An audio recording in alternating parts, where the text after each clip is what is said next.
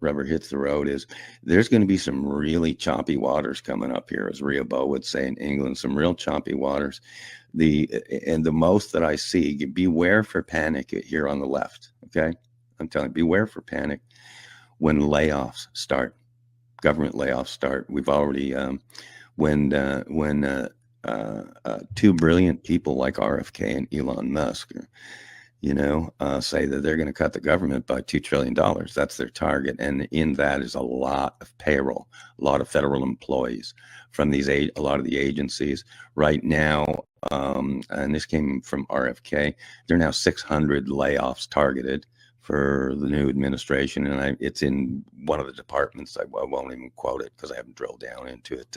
It's like FDA or one of the alphabet networks. There are 600 targeted, which is just cutting out bureaucracy, the fat, just like Elon did with Twitter, now X. You just cut out the fat. A lot of people don't realize the federal post office. Like the majority of their revenue of the money needed is for labor union for union contracts and paying retired people and stuff that doesn't have anything to do with delivering the mail. So stuff like this is going to become issues, but the choppy waters are going to come when there are massive layoffs, because these are going to be people indeed losing their jobs and losing their even if they have what's called a golden parachute where they're cashed out with severance and stuff, there's still going to be massive layoffs in the federal government. Mark my word, it's going to be thousands, maybe more. And that will be a very, very difficult time, because indeed, once again, those are people losing their jobs, whatever. But I will say, and I've forever said this as a libertarian, the federal government was never meant to be an employer. It was never meant to be an employer. It was meant to develop a military so we can protect ourselves, stick in national highways so our citizens can get back and forth.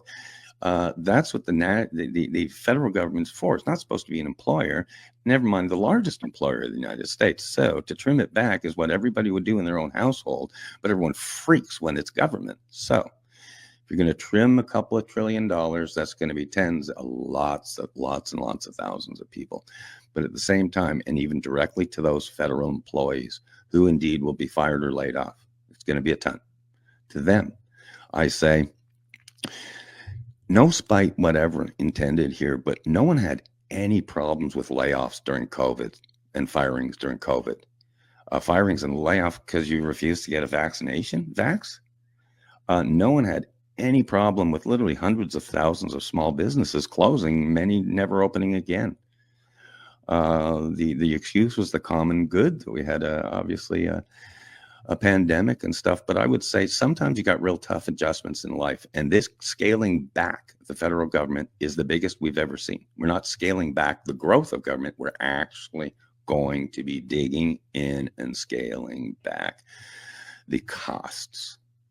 There's going to be huge money now. What is it? $1 trillion every 100 days is spent for interest on our national debt. So it'll be the first time, mark this down, write this down, we're going to see the national debt start going down. It's going to be the first, write that down. We'll hear it. And that's what has to happen yesterday.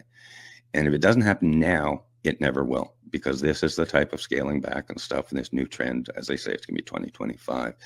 And as I say, Trump he's going to be much more of a CEO here this time around than a politician.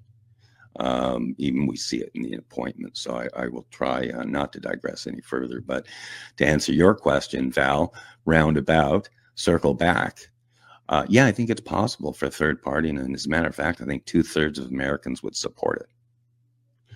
But timing is everything. And if anyone understands timing more down the road, as far as maybe a third party, it would be Donald Trump who could put that deal together. So there we go.